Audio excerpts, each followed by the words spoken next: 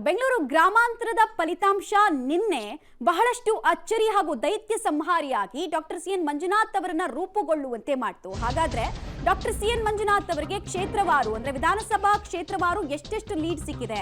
ಡಿಕೆಶಿ ತವರಲ್ಲಿ ಪ್ರಪ್ರಥಮ ಬಾರಿಗೆ ಕಮಲ ಅರಳಿದ್ದು ಹೇಗೆ? ಆ ಲೆಕ್ಕಾಚಾರ ಹೇಗೆ? ಎಲ್ಲಿ ಎಷ್ಟು ಲೀಡ್ ಸಿಕ್ತು? ಲೀಡ್ ಹ್ಯೂಜ್ ವಿಕ್ಟರಿಗೆ ಹೇಗೆ ಕಾರಣ ಆಯಿತು? ಡೀಟೇಲ್ಸ್ ನೋಡ್ತಾ ಇದ್ದೀವಿ. ಡಿಕೆ ಸುರೇಶ್ ವಿರುದ್ಧ ಡಾಕ್ಟರ್ ಮಂಜುನಾಥ್ ಅವರು ಗೆಲುವು ಸಾಧಿಸಿದ್ದಾರೆ. 2013 ಬೈ ಎಲೆಕ್ಷನ್ 14-19 ಗೆದ್ದಂತಹ ಡಿಕೆ ಸುರೇಶ್ 4ನೇ ಸಲ ಗೆಲ್ಲೋ ವಿಶ್ವಾಸ ಇತ್ತು ಅವರಿಗೆ. ಬಟ್ ಆ ವಿಶ್ವಾಸ ಕಂಪ್ಲೀಟ್ ಆಗಿ ನಿನ್ನೆ ಅಳಿಸಿ ಹೋಗಿದೆ. ಬಿಕಾಸ್ ಆ ಕ್ಷೇತ್ರದ ಮತದಾರ ಡಿಸೈಡ್ ಮಾಡಿದ್ದು ಡಾಕ್ಟರ್ ಸಿಎನ್ ಮಂಜುನಾಥ್ ಅವರಿಗೆ ಸಂಸತ್ ಪ್ರವೇಶವನ್ನ ನಮ್ಮ ಕಡೆಯಿಂದ ಕೊಡಿಸಬೇಕು. ಮಂಜುನಾಥ್ ಅವರ ವ್ಯಕ್ತಿತ್ವ ಮತ್ತು ಜೆಡಿಎಸ್ ನ ಬೆಂಬಲ ಇದು ಅವರ ಗೆಲುವಿಗೆ ಕಾರಣವಾಗಿದ್ದು. ಓಕೆ, ನೋಡ್ತಾ ಹೋಗೋಣ ನಾವೀಗ ಡೀಟೇಲ್ಸ್. ಬೆಂಗಳೂರು ಗ್ರಾಮಾಂತರ ಲೋಕಸಭಾ ಕ್ಷೇತ್ರದಲ್ಲಿ ಒಟ್ಟು ಮತಗಳಿಕೆಯನ್ನು ನೋಡ್ಬೋಣ.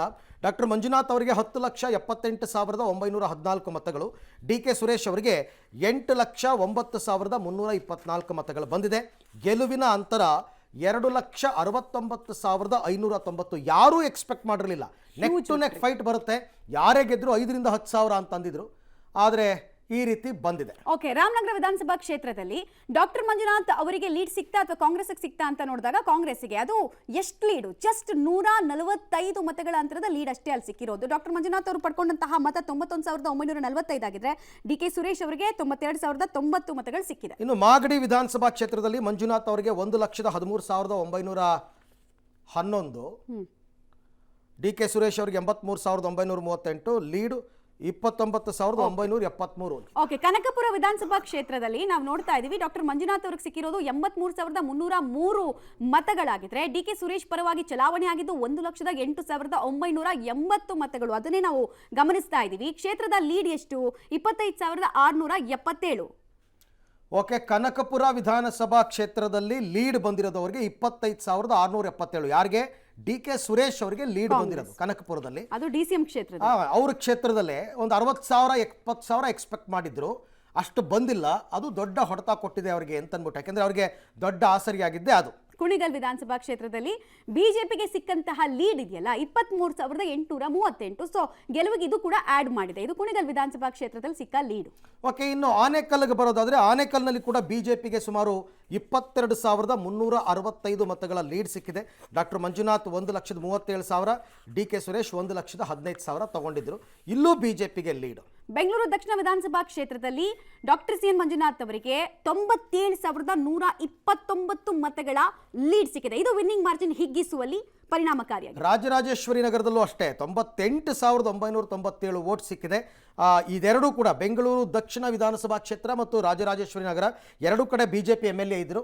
ಸೊ ಹಾಗಾಗಿ ಈ ಪರಿಪ್ರಮಾಣದ ಮತದಲ್ಲಿ ಅವರು ಗೆದ್ದಿರತಕ್ಕಂಥದಕ್ಕೆ ಸಾಧ್ಯ ಆಗಿದೆ. ಓಕೆ, ಬಿಜೆಪಿ ಗೆಲುವಿಗೆ ಕಾರಣ ಏನು ಅಂತ ಕ್ವಿಕ್ ಆಗಿ ನೋಡೋದಾದ್ರೆ ವೈದ್ಯಕೀಯ ಕ್ಷೇತ್ರದಲ್ಲಿ ಡಾಕ್ಟರ್ ಸಿಎನ್ ಮಂಜುನಾಥ್ ಅವರು ಅಪಾರ ಸೇವೆಯನ್ನು ಮಾಡಿದ್ದು, ಜನಪ್ರಿಯತೆ ಅವರಿಗೆ ಅಪಾರವಾಗಿದ್ದು ಕೈ ಹಿಡಿದಿದೆ. ಹಾಗೆ ಯಾವುದೇ ಕಪ್ಪು ಚುಕ್ಕೆ ಇಲ್ಲದ ಕ್ಲಿಯರ್ ಇಮೇಜ್ನ ಅಭ್ಯರ್ಥಿಯನ್ನ ಇಳಿಸಿತ್ತು. ಅಭ್ಯರ್ಥಿಯ ವಿಚಾರದ ಆಯ್ಕೆ ವಿಚಾರದಲ್ಲಿ ಮಾಡಿದ ಪ್ರಯೋಗ ಇಲ್ಲಿ ಸಕ್ಸಸ್ ಆಗಿದೆ. ಹಾಗೆ ಬಿಜೆಪಿ ಜೆಡಿಎಸ್ ಒಂದಾದ್ರೆ ಡಿಕೆ ಸುರೇಶ್ ಅವರ ಗೆಲುವು ಸಾಧ್ಯನೇ ಇಲ್ಲ ಅನ್ನುವಂತಹ ಲೆಕ್ಕಾಚಾರ ನಿಜ ಆಗಿದೆ. ಹಾಗೆ ಮಾಜಿ ಪ್ರಧಾನಿ HD ದೇವೇಗೌಡರ ಕುಟುಂಬದವರು ಆಗಿದ್ರಿಂದ ಆ ವರ್ಚಸ್ಸು ಕೂಡ ಇವರ ಗೆಲುವಿಗೆ ಸಹಕಾರಿಯಾಗಿದೆ ಅನ್ನೋದು ತಿಳಿದು ಬರ್ತಾ ಇದೆ. ಬಿಜೆಪಿ ಜೆಡಿಎಸ್ ಕಾರ್ಯಕರ್ತರು ಸಂಘಟಿತವಾಗಿ ಹೋರಾಟ ಮಾಡಿದ್ದು, ಸಂಘಟನೆ ಮಾಡಿದ್ದು, ಸಮಾವೇಶಗಳನ್ನು ಹಮ್ಮಿಕೊಂಡಿದ್ದು ಲಾಭ ತಂದಿದೆ. ಜೊತೆಗೆ ಒಕ್ಕಲಿಗ ಮತಗಳು ಡಾಕ್ಟರ್ ಸಿಎನ್ ಮಂಜುನಾಥ್ ಅವರಿಗೆ ಬಂದಿತ್ತು. ಓಕೆ, ಕಾಂಗ್ರೆಸ್ ಸೋಲಿನ ಕಾರಣಗಳೇನು ಅಂತ ನೋಡ್ತಾ ಹೋಗೋಣ. ಬಿಜೆಪಿ ಜೆಡಿಎಸ್ನ ಮೈತ್ರಿನೇ ಕಾಂಗ್ರೆಸ್ ಸೋಲಿಗೆ ಕಾರಣ. ಎರಡೂ ಪಕ್ಷದ ಮತಗಳು ಈಗ ಮಂಜುನಾಥ್ ಅವರಿಗೆ ಬಂದಿರತಕ್ಕಂಥದ್ದು, ಅದು ಕಾಂಗ್ರೆಸ್ಗೆ ದೊಡ್ಡ ಹೊಡೆತ ಕೊಡ್ತು.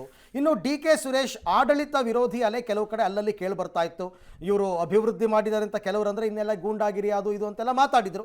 5 ಮಂದಿ ಹಾಲಿ ಶಾಸಕರಿದ್ದಾರೆ ಎಂಬ ಅತಿಯಾದ ಆತ್ಮವಿಶ್ವಾಸವೇ ಮುಳುವಾಯ್ತಾ ಅಂತಕ್ಕಂಥದ್ದು ಕೂಡ ಚರ್ಚೆಗೆ ಬರ್ತಾ ಇದೆ. ಇನ್ನು ಬಿಜೆಪಿ ಅಭ್ಯರ್ಥಿ ಕುರಿತು ಸ್ಥಳೀಯ ಶಾಸಕರು ಟೀಕೆ ಮಾಡಿಬಿಟ್ರು. ಪಾಪ ಅವರು ರಾಜಕೀಯಕ್ಕೆ ಹೊಸಬರು, ಅವ್ರಿಗೆ ಏನೂ ಇಲ್ಲ ಕಪ್ಪು ಚುಕ್ಕೆ, ಅವ್ರ ವಿರುದ್ಧನೇ ಮಾತನಾಡಿದ್ರೆ ಜನ ಒಪ್ತಾರಾ? ಇಲ್ಲ. ಇನ್ನು ಕ್ಷೇತ್ರದಲ್ಲಿ ರಾಷ್ಟ್ರೀಯ ನಾಯಕರು ಒತ್ತು ಕೊಟ್ಟು ಪ್ರವಾಸ ಮಾಡದೇ ಇದ್ದದ್ದು, ರಾಷ್ಟ್ರೀಯ ನಾಯಕರು ಬರಲೇ ಇಲ್ಲ. ಬಟ್ ಅಮಿತ್ ಶಾ ಅವರೆಲ್ಲ ರೋಡ್ ಶೋ ಮಾಡಿದ್ರು, ಹಾಗಾಗಿ ಅನುಕೂಲ ಆಯಿತು. ಕಳೆದ ಬಾರಿ ರಾಮನಗರ ಮತ್ತು ಮಾಗಡಿಯಲ್ಲಿ JDS ಸೋಲಿನ ಸೇಡನ್ನು ತೀರಿಸಿಕೊಂಡಿದೆ. ಜನರ ತೀರ್ಪನ್ನ ಕಾಂಗ್ರೆಸ್ ಪಕ್ಷದ ಅಧ್ಯಕ್ಷನಾಗಿ ಗೌರವವನ್ನು ನೀಡ್ತೇವೆ. ಇಡೀ ದೇಶದಲ್ಲಿರ್ಬೋದು, ರಾಜ್ಯದಲ್ಲಿರ್ಬೋದು. ಅಧಿಕಾರ ರಾಜಕೀಯಕ್ಕಿಂತ ವಿಶ್ವಾಸ ರಾಜಕೀಯ ಗೆದ್ದಂತಾಗಿದೆ. ಆದರೂ ಭಾವನೆ ಸೋತಿದೆ, ಬದುಕು ಗೆದ್ದಿದೆ ಇಡೀ ರಾಷ್ಟ್ರದಲ್ಲಿ. ಏನು ಬಿಜೆಪಿಯವರು 400ಕ್ಕೂ ಹೆಚ್ಚು ಸೀಟ್ ಬರ್ತೀವಿ ಅಂತ ಹೇಳ್ತಾ ಇದ್ರು, ಅದಾಗಿಲ್ಲ. ನಮ್ಮ ಸಾಧನೆ, ನಮ್ಮ ರಾಜ್ಯದಲ್ಲಿ 1 ಸೀಟ್ ಇದ್ದಿದ್ದು 9 ಸೀಟ್ ಹೋಗಿದ್ದೇವೆ. ಆದರೂ ನಾವು 14-15 ಸೀಟು ನಿರೀಕ್ಷೆ ಮಾಡಿದ್ದೇವೆ. ನಾನು ನನ್ನ ಕ್ಷೇತ್ರದಲ್ಲಿ ಡಾಕ್ಟರ್ ಮಂಜುನಾಥ್ ಅವರ ಗೆಲುವನ್ನು ವೈಯಕ್ತಿಕವಾಗಿ ಮಂಜುನಾಥ್ಗೆ ನಾನು ಅಭಿನಯಿಸ್ತೇನೆ. ಅವ್ರ ಪಕ್ಷ ಗೆಲ್ತು ಅಂತ ನಾನು ಹೇಳಲಿಕ್ಕೆ ನಾನು ತಯಾರಿಲ್ಲ. ವ್ಯಕ್ತಿ ಗೆದ್ದಿದ್ದಾರೆ. ನನ್ನ ಕ್ಷೇತ್ರದ ಮತದಾರರಿಗೆ ಧನ್ಯವಾದಗಳನ್ನು ಸಲ್ಲಿಸ್ತೇನೆ. ನನಗೆ ಈ ಕ್ಷೇತ್ರದಲ್ಲಿ 3 ಬಾರಿ ಲೋಕಸಭಾ ಸದಸ್ಯನಾಗಿ ಕೆಲಸ ಮಾಡಲಿಕ್ಕೆ ಅವಕಾಶವನ್ನು ಒದಗಿಸಿಕೊಟ್ಟಿದ್ರಿ. 4ನೇ ಬಾರಿಗೆ ನನಗೆ ವಿರಾಮವನ್ನು ಕೊಟ್ಟಿದ್ದೀರಿ. ಈ ಚುನಾವಣೆಯಲ್ಲಿ ಮತದಾರರ ಪ್ರಭುಗಳು ಇವತ್ತು ತೀರ್ಮಾನವನ್ನು ಕೊಟ್ಟಿದ್ದಾರೆ. ಆ ತೀರ್ಮಾನಕ್ಕೆ ನಾನು ಸ್ವಾಗತವನ್ನು ಮಾಡ್ತಾ ಡಾಕ್ಟರ್ ಮಂಜುನಾಥ್ ರವರಿಗೆ ಅಭಿನಂದನೆಗಳನ್ನು ಸಲ್ಲಿಸ್ತೇನೆ. ತೀರ್ಪಿಗೆ ನಾನು ತಲೆಬಾಗಿದ್ದೇನೆ. ಜನ ಹೊಸ ನಾಯಕತ್ವಕ್ಕೆ ಅವಕಾಶ ಕೊಟ್ಟಿದ್ದಾರೆ. ಅವರು ಚೆನ್ನಾಗಿ ಕೆಲಸ ಮಾಡಲಿ, ರಾಜ್ಯಕ್ಕೆ ಒಳ್ಳೆಯದಾಗಲಿ, ಕ್ಷೇತ್ರಕ್ಕೆ ಒಳ್ಳೆಯದಾಗಲಿ. ಪ್ರಜಾಪ್ರಭುತ್ವ ವ್ಯವಸ್ಥೆಯಲ್ಲಿ ಸೋಲು ಗೆಲುವನ್ನು ನಾವು ಸಮಾನವಾಗಿ ಸ್ವೀಕಾರ ಮಾಡಬೇಕು. ಅದನ್ನು ನಾನು ಸ್ವೀಕಾರ ಮಾಡಿದ್ದೇನೆ. ರಾಜಕಾರಣದಲ್ಲಿ ಕುತಂತ್ರಗಳು ಕೆಲಸ ಮಾಡ್ತದೆ. ಈಗ ಕುತಂತ್ರಗಳು ಕೆಲಸ ಮಾಡಿದೆ, ಅದನ್ನು ಸ್ವಾಗತ ಮಾಡಬೇಕು. ಅದರಿಂದ ಹಿಂದೆ ಸರಿಯುವಂಥ ಪ್ರಶ್ನೆ ಇಲ್ಲ. ಜನರ ತೀರ್ಮಾನನೇ ಅಂತಿಮ ತೀರ್ಮಾನ. ಜನರ ತೀರ್ಮಾನವನ್ನು ಬಿಟ್ಟು ನಾನೇನೋ ಮಾತಾಡೋಕೆ ಹೋಗೋದಲ್ಲ. ಈ ಗೆಲುವು, ಈ ಐತಿಹಾಸಿಕ ಗೆಲುವು ಏನಿದೆ, ಇದು ಯಾರಿಗೆ ಸಲ್ಲಬೇಕು ಅಂದರೆ ಎಲ್ಲ ನಮ್ಮ ಕಾರ್ಯಕರ್ತರಿಗೆ ಸಲ್ಲಬೇಕು, ಎಲ್ಲ ನಮ್ಮ ಪ್ರೀತಿಯ ಮತದಾರ ಬಂಧುಗಳಿಗೆ ಸಲ್ಲಬೇಕು. ಅವರು ಕೇವಲ ಮತಗಳನ್ನು ಮಾತ್ರ ಕೊಟ್ಟಿಲ್ಲ, ಅವರು ಪ್ರೀತಿ ಕೊಟ್ಟಿದ್ದಾರೆ, ಅವರ ಹೃದಯವನ್ನು ಹಂಚ್ಕೊಂಡಿದ್ದಾರೆ ನಮ್ಮ ಜೊತೆ. ನಿಜವಾಗ್ಲೂ ಆ ಪ್ರೀತಿ ಅಭಿಮಾನಕ್ಕೆ ಬೆಲೆ ಕಟ್ಟೋಕ್ಕಾಗೋದಿಲ್ಲ. ಅದನ್ನು ತೀರಿಸಬೇಕಾದ್ರೆ ಬಹಳ ಶ್ರಮ ಪಡಬೇಕು ನಾವು.